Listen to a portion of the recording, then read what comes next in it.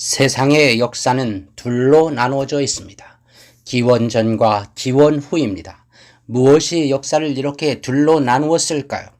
그것은 하나님의 사랑 때문입니다. 하나님의 소원 때문입니다. 그리하여 하나님이 약속하셨습니다. 세상의 역사는 하나님의 약속 이행 이전과 약속 이행 이후로 나누어지는 것입니다. 사람은 금지된 과실을 먹고 범죄를 했습니다. 하지만 하나님은 사람을 너무도 사랑하십니다. 사람은 죄로 인해 죽어야 했지만 하나님의 소원은 사람이 멸망치 않고 영생을 얻는 것입니다.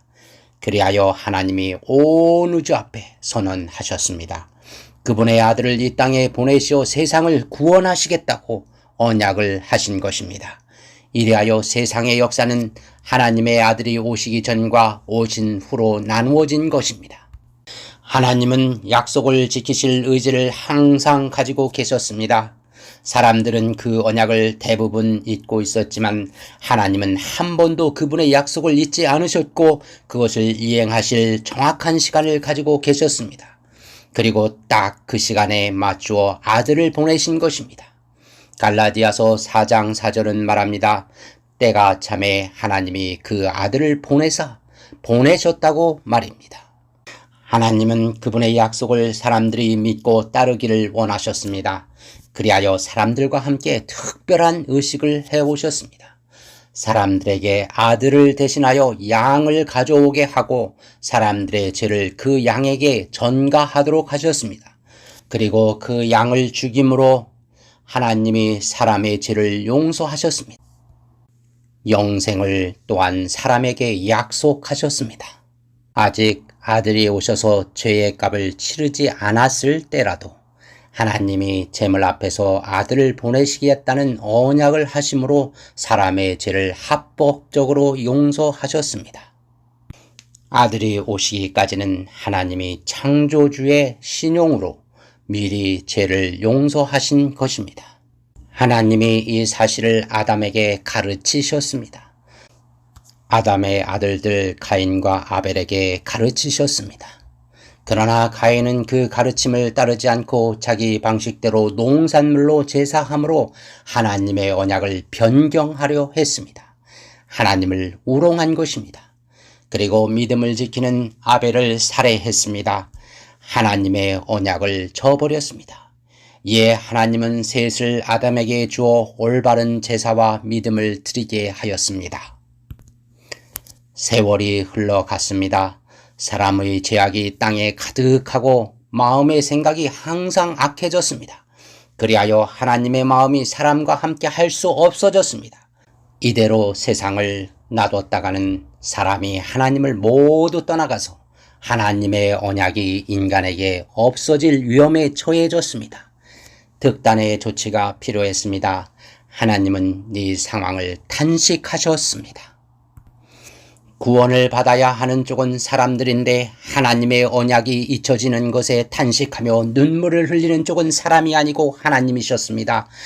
하나님의 눈물이 홍수가 되어 세상을 덮었습니다.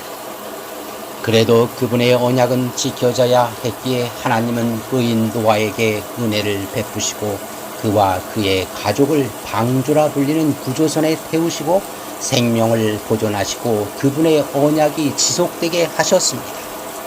그 후 다시 사람들이 하나님에게서 멀어지자 이번에는 아브라함을 세우셨고 그 후에는 모세를 통해 구원의 설계도인 성소를 짓게 하였습니다. 매일 반복하여 제사를 드리게 하여 하나님은 그분의 언약을 사람으로 하여 잊지 않고 믿고 순종하게 하셨습니다. 그리고 솔로몬 시대에 와서 성전을 짓게 하여 하나님의 언약이 더 굳게 되기를 희망하셨습니다. 그럼에도 불구하고 유대인들은 그분의 언약을 잊고 그들의 마음속에서 하나님과 또 멀어졌습니다. 그 결과 기원전 606년에서 605년 사이에 바벨론으로부터 침략을 받아 유다 나라가 멸망을 했습니다. 그리고 성전이 회파되었습니다. 출애굽기 25장 8절에서 내가 그들 중에 거할 성소를 그들을 시켜 나를 위하여 짓되 이렇게 말씀하신 하나님을 백성들이 멀리하니 하나님도 그들과 함께 하실 수 없게 되었고 성전은 무너진 것입니다. 또다시 하나님의 구원의 언약이 잊혀질 위기에 처해졌습니다. 선지자들이 기도했습니다. 기원전 538년 메데 페르시아 다리오 왕 원년에 다니엘은 이렇게 기도했습니다.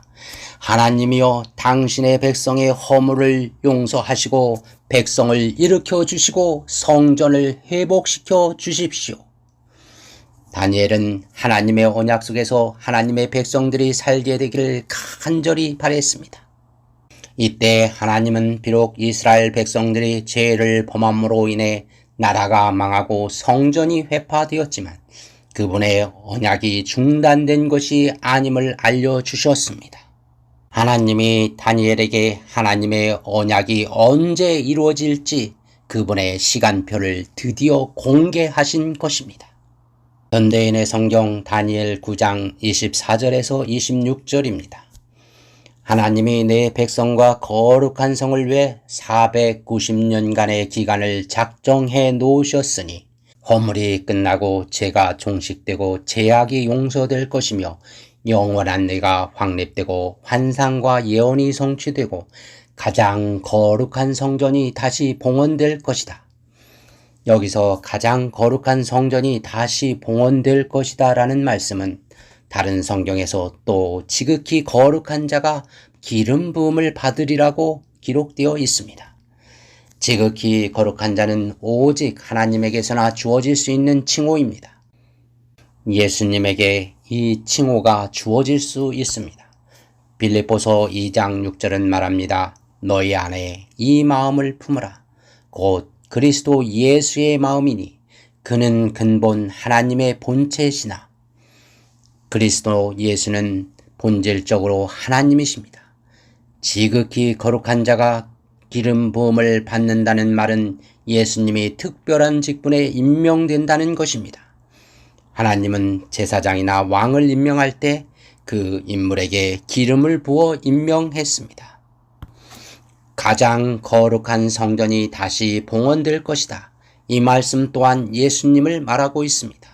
요한복음 2장 19절로 21절 예수께서 대답하여 가라사대 너희가 이 성전을 헐라 내가 사흘 동안에 일으키리라. 예수는 성전된 자기 육체를 가리켜 말씀하신 것이라. 예수님은 자신이 성전이라고 말씀하셨습니다. 하나님이 다니엘에게 하나님의 언약인 예수 그리스도가 드디어 나타날 시간을 알려주신 것입니다. 다니엘 9장 25절 이제 너는 깨달아 알아라.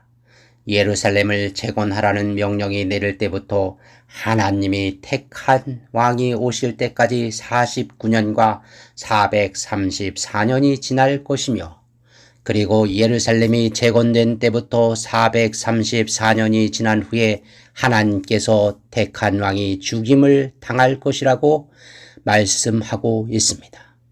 킹 제임스 버전은 하나님이 택한 왕을 The Messiah, The Prince로 말하고 있습니다. 그 시작점은 바로 예루살렘을 재건하라는 명령이 내릴 때라고 말씀하셨습니다.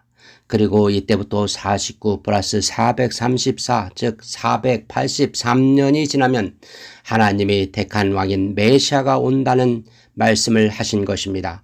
그리고 그 후에 메시아가 인류를 위해 돌아가실 것을 말씀하셨습니다. 만유 인력을 발견한 사람으로 잘 알려진 아이작 뉴턴은 성경에서 나오는 역사에 관심이 많았습니다. 그에 져서 고대 왕국의 연대기를 보면 예루살렘 재건 명령이 내려진 연대를 알 수 있습니다. 다니엘에게 예언이 주어진 지 2년 후인 기원전 536년에 서막이 오르기 시작했습니다.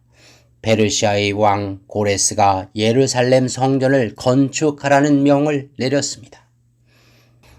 그리고 기원전 520년에 다리우스 또는 다리오 왕은 재차 성전을 건축하도록 다시 영을 내렸습니다. 그리고 성전은 완성되었습니다. 현대인의 성경 에스라 6장 15절입니다. 성전이 완성된 때는 다리우스 황제 6년 12월 3일이었다. 이 연대는 기원전 515년으로 알려져 있습니다. 그런 후 시간이 흘러갔습니다. 어느 날 유다 사람들이 성읍을 건축한다고 주변 사람들이 아닥사스다라는 왕에게 고소를 했습니다. 기원전 457년 아닥사스다 왕 7년 가을에 왕은 오히려 예루살렘을 회복시키라는 왕명을 내렸습니다. 이 명령에 따라 에스라가 예루살렘으로 돌아왔습니다. 그의 명령에는 페르시아법이 아닌 하나님의 법을 아는 자들에게 행정관과 재판관이 되게 하는 명령이 있었습니다. 이는 예루살렘 성뿐 아니라 예루살렘의 정체성이 재건되는 명령이었습니다.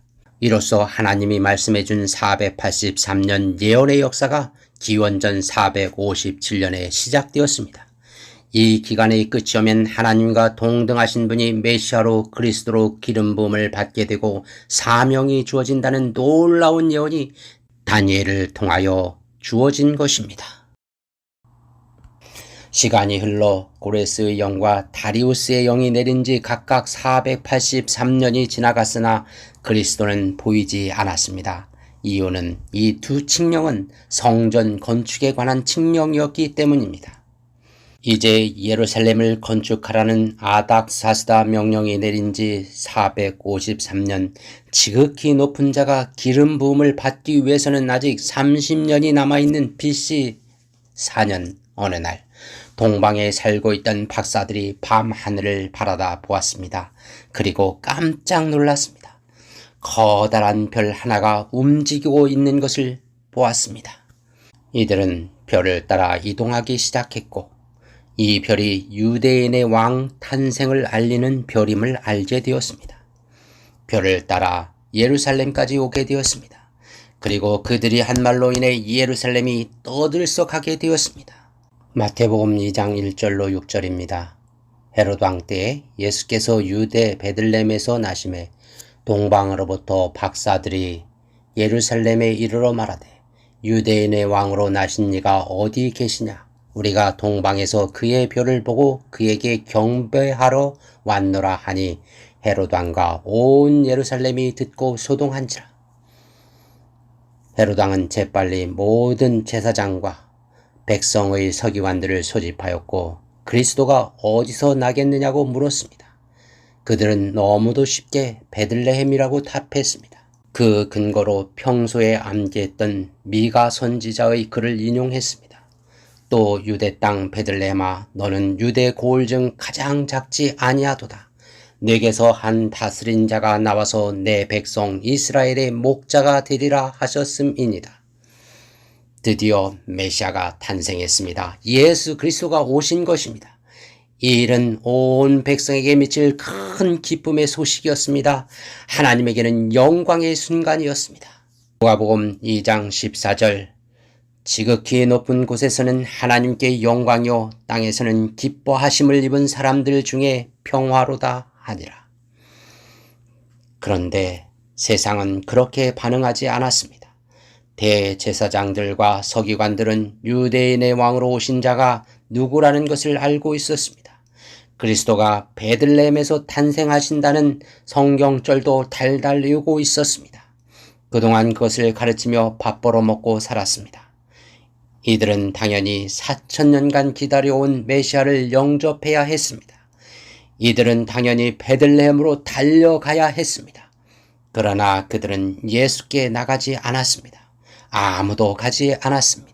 주님은 온 예루살렘을 뒤흔들면서 오셨지만 예루살렘의 지도자들은 이 기쁜 소식을 잠재웠습니다. 구원을 베푸시려는 하나님은 그 순간을 영광스럽게 여겼는데 구원을 받아야 할 인간들은 너무도 조용했습니다.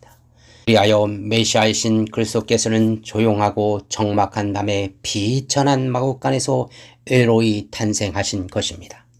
단지 동방박사 몇 명과 베들레헴 주변의 목자들만 구주를 찾아왔고 그들만이 기뻐하고 또 기뻐했습니다. 하나님의 언약 속에서 탄생하신 예수 그리스도는 나이 30세 되던 해인 AD 27년에 요단강에서 침례를 받으셨습니다. 성령이 예수께 임하셨습니다. 하나님이 사람들에게 이는 내 사랑하는 아들이라고 선언하셨습니다.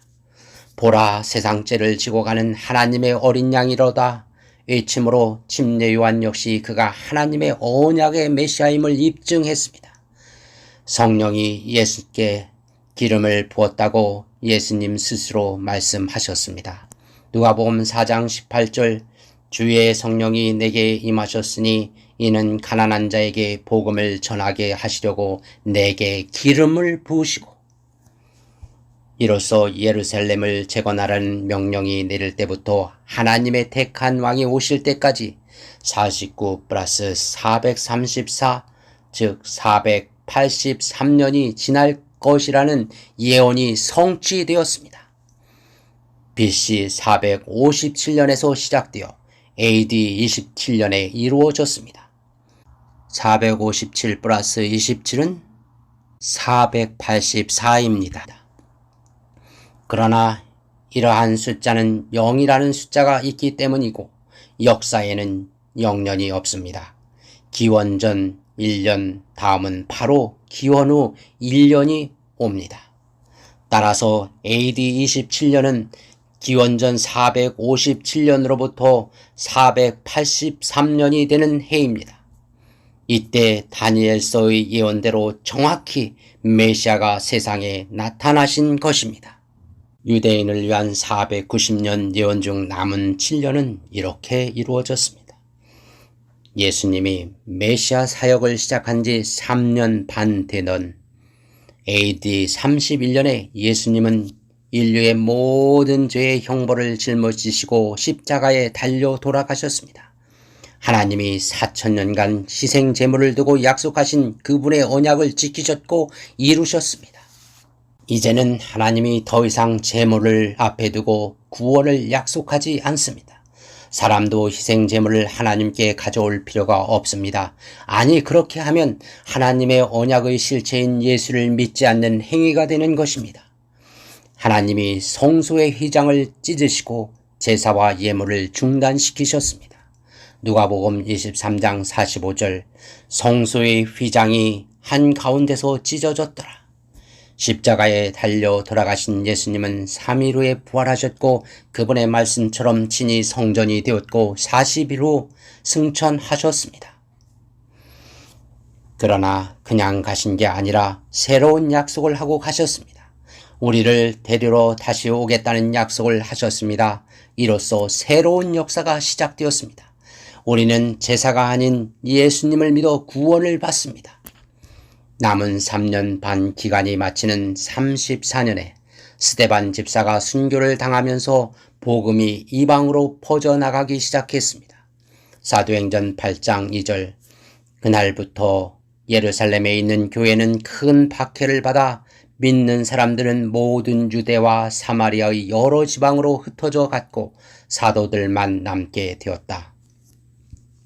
이스라엘을 위한 시대가 끝나게 된 것입니다.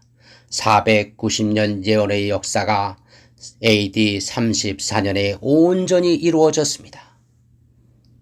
하나님의 언약은 정확한 시간에 이루어졌습니다. 죄의 대가도 치루어졌습니다. 문제는 인류가 그 사실을 믿고 순종하느냐에 구원과 영생이 달려있을 뿐입니다. 오늘날 사람들은 많이 압니다. 예수가 누구인지도 압니다. 예수가 하나님의 아들이라는 것도 압니다. 메시아라는 것도 압니다. 그리스도라는 것도 압니다. 그러나 알고도 베들레헴으로 예수를 영접하러 가지 않은 사람들처럼 오늘날 사람들은 예수께 다가가지 않습니다. 그는 세상에 와서 모든 사람을 비추는 빛이십니다. 그분은 자기를 영접하고 믿는 사람들에게 하나님의 자녀가 되는 특권을 주십니다. 하나님은 지금도 모든 사람을 사랑하십니다. 하나님은 우리 모두가 구원을 받고 영생하기를 소원하십니다. 그리하여 하나님은 정확히 약속을 지키셨습니다. 그리고 반드시 예수님은 다시 온다고 약속했습니다. 이제 하나님의 사랑을 받아들이세요.